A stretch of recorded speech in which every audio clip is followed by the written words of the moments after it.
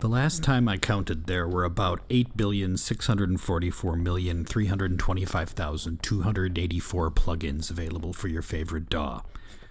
Give or take. There are so many coming out all the time that I have no idea how the guy from White Sea Studios finds time to do actual work in between all his plugin review snake oil videos. So how do you know which ones are going to do the most for your mixes? Is there anything out there that's going to immediately make you sound good? Well, sure. Kinda. Very, very often, it's not about the gear or the plugins or the circuit-perfect analog emulations. Really, it's all about your workflow.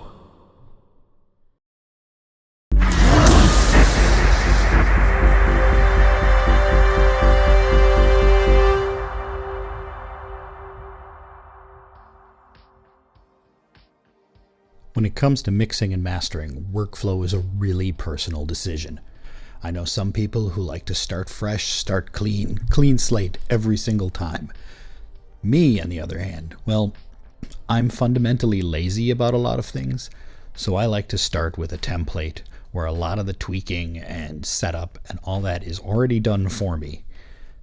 Not everybody's like that. I use templates and custom presets a lot.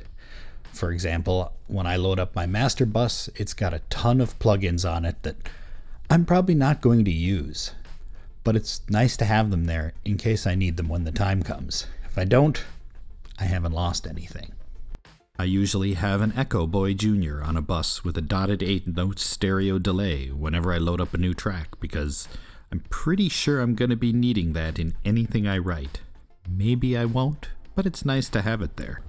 It's faster to delete the bus if I don't need it than it is to create it and reroute everything if I don't have it. I've got some EQ and compression presets defined for the kind of synth basses I like to use. I've got one for a certain kind of snare I use a lot. I'm often lazy about my gain staging, so my default channel strip comes up with my input gain always turned down about 10 decibels to start. It's easier to adjust this later than it is to forget and overdrive everything too hard and then have to go back and rebalance and yada yada yada. Chris Lord-Alge famously has a basic set of compression and EQ settings he uses on all his snares almost without fail. And he has a bunch of Grammys and absolute classic mixes to his name, so you'd be hard-pressed to assert that his mixing skills were somehow lesser because he reuses the same snare chain. Some plugins may not do the fancy schmancy stuff, but because their interfaces are so dang easy to use, I always grab them first. FabFilter Pro Q3 may not have analog circuit emulation or curve shapes that directly emulate classic gear, but it has a dead simple user interface that gets me most of the way to a good sound most of the time. While I have tons of really great reverbs, I found myself reaching for Baby Audio's Crystalline more than anything these days, because with the automatic tempo sync and the simple click and drag to sculpt, I can get the reverb sound I want, even some of the weirder stuff like techno rumbles and all that, real fast.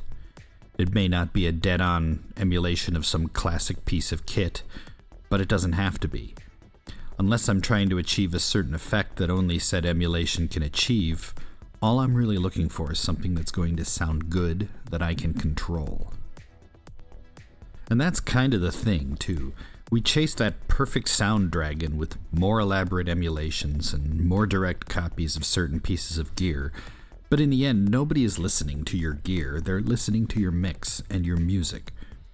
While there may be one guy out there with a fedora going, "Aha, I can tell that's not a real blue-faced 1176 on that snare," nobody else is going to care as long as it sounds good. This is not to say that fancy analog emulating plugins are bad. Far from it. I love them. They're great, and I have tons for a variety of reasons.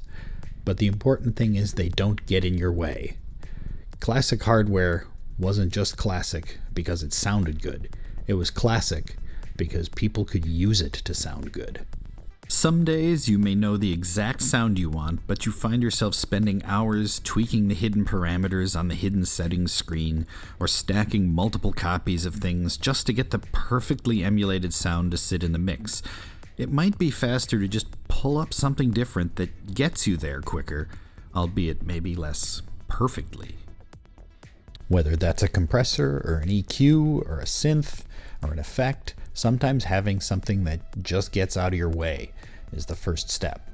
All the analog emulated harmonics, convolution nonlinearities, oversampling shenanigans, they may get you a 5% better mix. But if you don't have the first 95%, that 5% doesn't mean much. If you got that, well, great. Go ham. Get UAD or Slate or Plugin Alliance or Pulsar or whoever. But get to that point first. And don't forget to like and subscribe.